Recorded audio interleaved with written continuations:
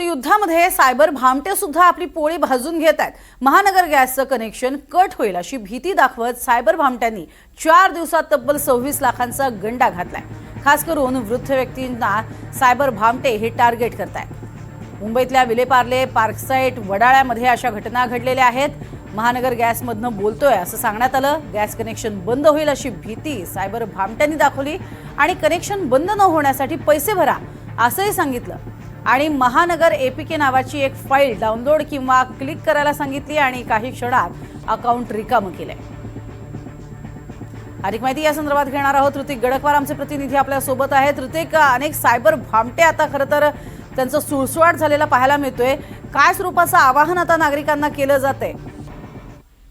नक्कीच आपण बघतोय की ही मोठी बाब आहे, कारण की यामध्ये वृद्ध नागरिक विशेषतः टार्गेट केलं जात आहे। त्यांच्या अकाउंट मधले अक्षरशः लाखोच्या लाखो रुपये जे आहेत ते उडवले जात आहे। खरं तर सध्या इराण इस्रायल युद्ध सुरू आहे आणि त्यामुळे कुठेतरी गॅसचा तुटवडा निर्माण झालेला आहे। त्यातच आता पॅनिक सिच्युएशन नागरिकांमध्ये पाहायला मिळतं आणि याचाच फायदा घेऊन आपण बघतोय की सायबर भामटे जे आहेत मुंबईतल्या विविध भागांमध्ये अशा घटना घडून आलेल्या आहेत। त्यामधून 4 घटना आपण बघतोय मागच्या 4 दिवसांतल्या आहे। विलेपार्ले असेल, वडाळा असेल, तसेच या भागांमध्ये आपण बघतोय की सायबर भामटे वृद्ध व्यक्तीला कॉल करतात आणि त्यांना बोलतात की तुमचं आम्ही गॅस कनेक्शन कट करणार आहोत, कारण की तुमचं गॅस बिल भरलेलं दिसत नाहीये। त्यावेळी वृद्ध नागरिक बोलतात की आम्ही बिल भरलेलं आहे, मात्र त्यानंतर ते बोलतात की काहीतरी चूक झाली असेल, आम्ही तुम्हाला एक फाईल पाठवतो, एपीके फाईल, त्यावरती तुम्ही क्लिक करून 21 रुपये भरा, 23 रुपये भरा अशा पद्धतीने त्यांना बतावणी केली जाते।